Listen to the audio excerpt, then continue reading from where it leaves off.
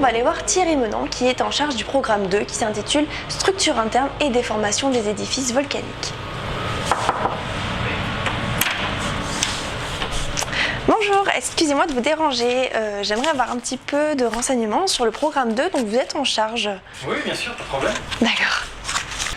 Oui, donc je suis Thierry Menant, je suis en charge du programme 2 de Clairvolc et ce programme cherche à comprendre la structure interne des édifices volcaniques et puis éventuellement leur instabilité.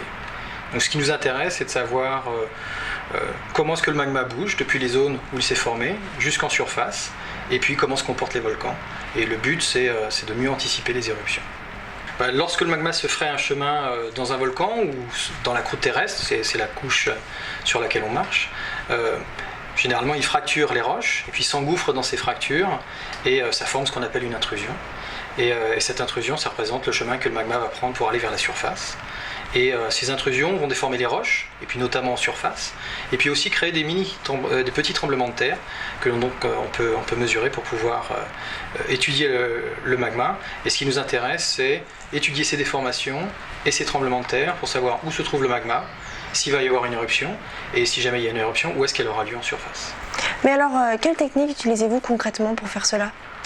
On peut utiliser différentes techniques. Alors, tout d'abord, on peut aller sur le terrain, où généralement on va sur des vieux volcans, des volcans qui sont éteints, et puis on peut étudier donc les roches, regarder leur structure, les roches qui les constituent, et puis avec ça on va essayer de reconstituer leur histoire. C'est un peu comme si on faisait l'autopsie d'un cadavre, et puis en regardant ses entrailles on essayait de savoir comment est-ce que le cadavre avant de mourir avait vécu.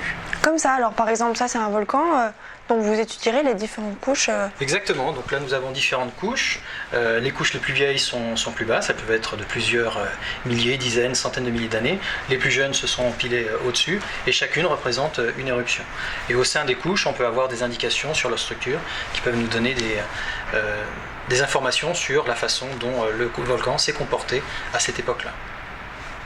Ce qu'on étudie aussi, ce sont des volcans qui sont actifs, et là on utilise des instruments géophysiques. On en a plusieurs types. On peut utiliser ce qu'on appelle des sismomètres. Ça permet d'étudier les petits tremblements de terre qui sont générés par les intrusions. Et puis ensuite on peut s'en servir pour savoir comment est-ce que le magma bouge au sein, à l'intérieur d'un volcan.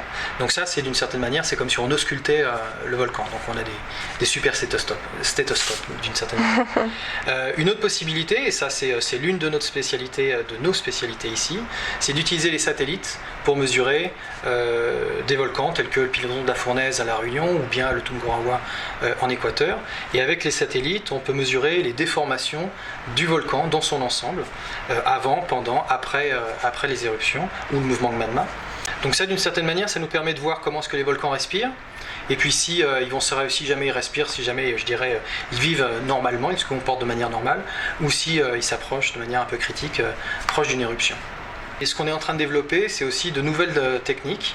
Il y en a une qui a un nom qui peut paraître un petit peu compliqué, ça s'appelle la tomographie muonique. Mais en fait, c'est relativement simple. Ce qu'on aimerait faire, c'est radiographier un volcan, comme si jamais on allait à l'hôpital. À l'hôpital, on utilise des rayons X. Nous, on n'a pas de rayons X qui soient adaptés. Par contre, on peut utiliser des muons. Alors, les muons sont des particules élémentaires qui sont créées dans la haute atmosphère suite à la collision des rayonnements cosmiques avec l'air. Et ces muons ont une particularité, c'est qu'ils vont réagir avec les roches. Et plus les roches sont denses, plus elles vont avoir tendance à absorber ces muons. Donc si jamais on est capable de mesurer le nombre de muons qui arrivent dans l'atmosphère et le nombre de muons qui arrivent à traverser un volcan, alors on peut ensuite arriver à reconstituer l'intérieur du volcan, une radiographie. Comme à l'hôpital, mais le patient est un peu plus gros. Donc pour ça, ce qu'on a fait, c'est qu'on a développé un détecteur spécial en partenariat avec le laboratoire de physique corpusculaire. On a déjà fait une sorte de radiographie du Puy-de-Dôme. C'est pratique, c'est juste à côté, il a la bonne taille, donc ça c'est parfait. Donc ça on l'a déjà fait, et maintenant on espère passer à l'étape suivante, c'est-à-dire radiographier un volcan actif.